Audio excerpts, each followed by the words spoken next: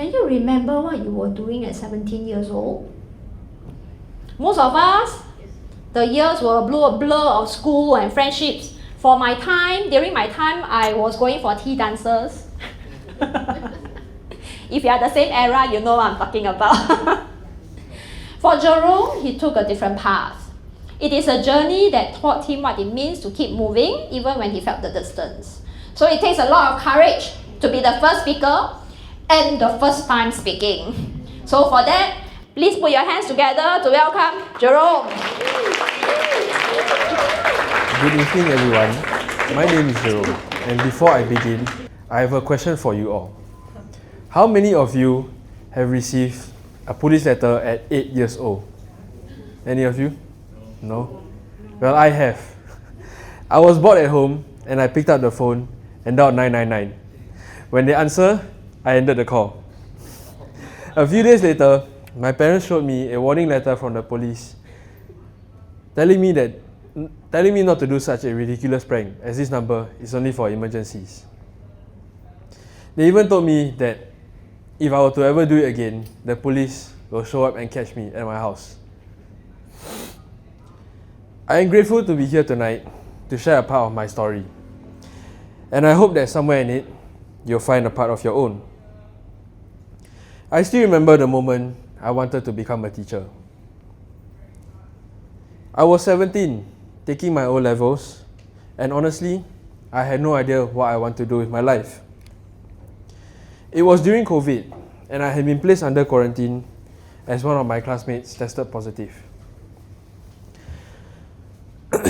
For 2 weeks, I was stuck at home, isolated, unmotivated, and slowly falling behind.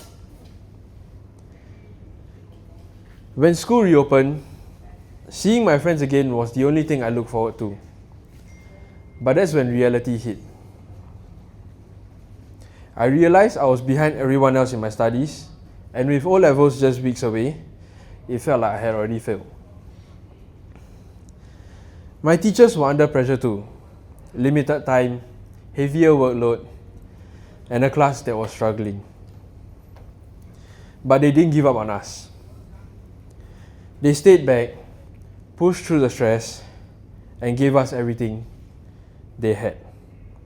And because of them, I passed my O-levels and went to Polytechnic. And that was when I learned something important. You don't figure life out all at once. Sometimes, all you need is someone who believes in you before you start believing in yourself. And that's why I want to become a teacher and why I'm standing here today.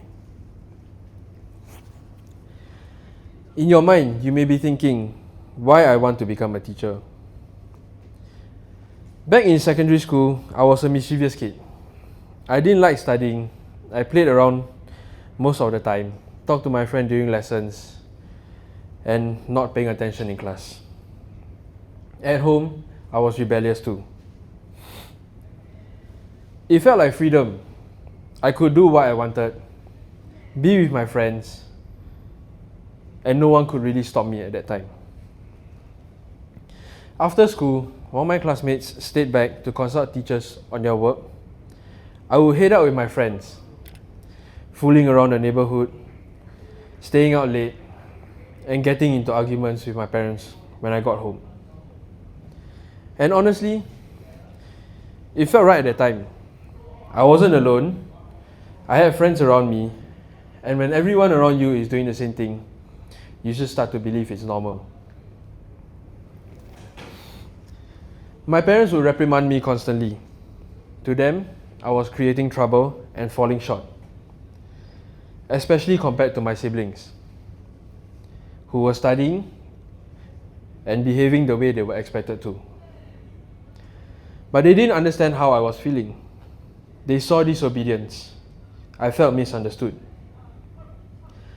But I kept telling myself, I won't be 17 again, so why not enjoy while I still can? It was during this period when my teacher said something simple yet powerful. You can do it if you want to. For the first time, I realized it wasn't too late to work towards the same goal as my classmates. I wasn't incapable, I was just behind. One memory still stands out clearly. My math teacher stayed back after school and came to my classroom to help me with my work that I was lagging behind. She could have gone home and be with her family, but instead, she chose to stay. At that moment, I felt something shift. Someone believed in me before I believed in myself. After that, I started reflecting on my behavior. I realized that I wasn't just affecting myself. I was causing trouble for both my parents and my teachers. For the first time, I realized that the people who were strict with me weren't against me. They were just worried about me. From then on, I promised myself that I would try to be a better student and a better son. Mom, Dad, I hope I'm a better son now.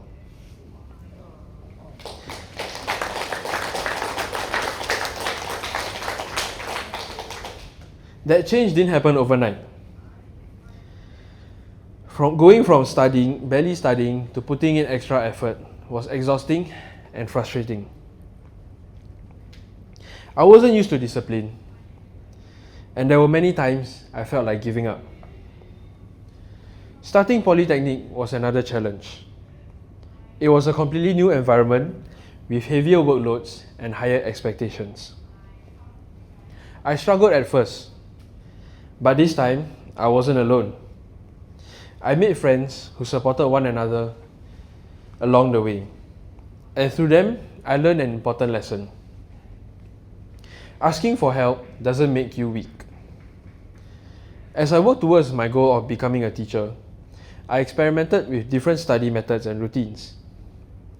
I also became aware of my distractions: video games, procrastination, and the comfort of my own home.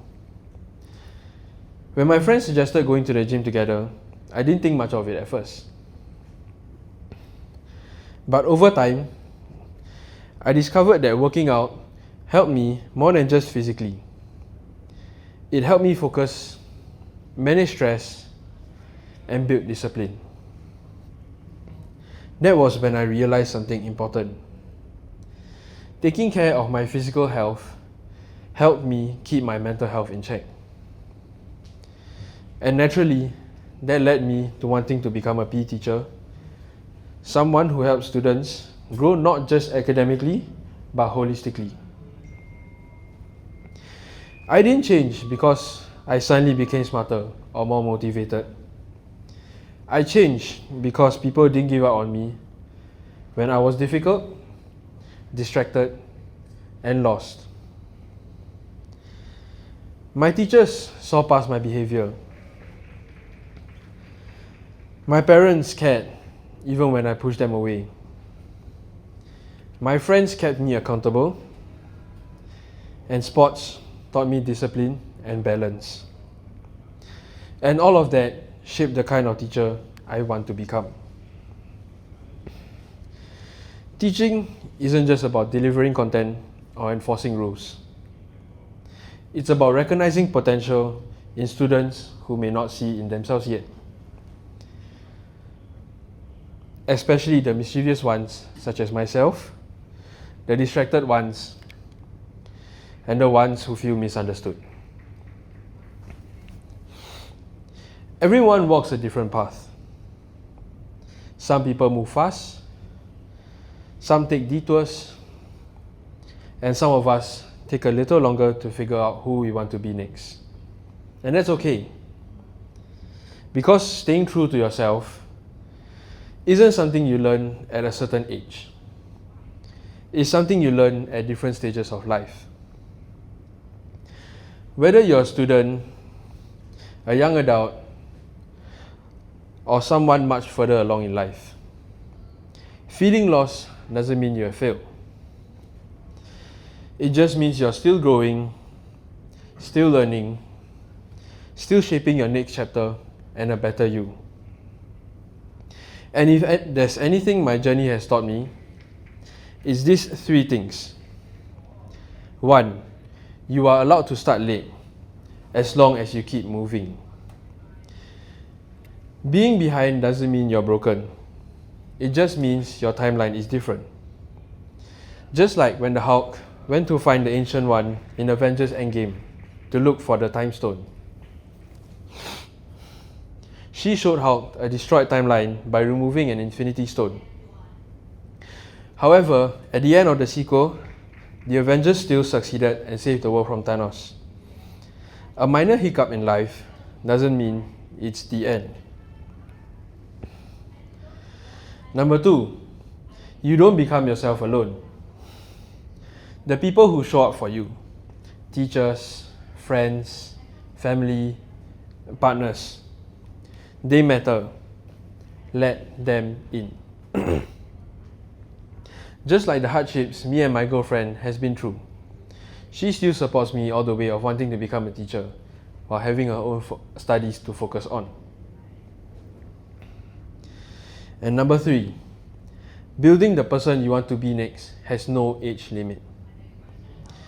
You can grow at 17 like Tom Holland in Spider-Man. You can grow at 27 like the Black Widow in Iron Man 2.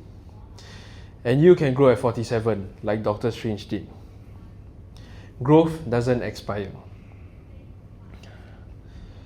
Life doesn't give us all the same starting point, but it does give us all a chance to choose who we want to be next.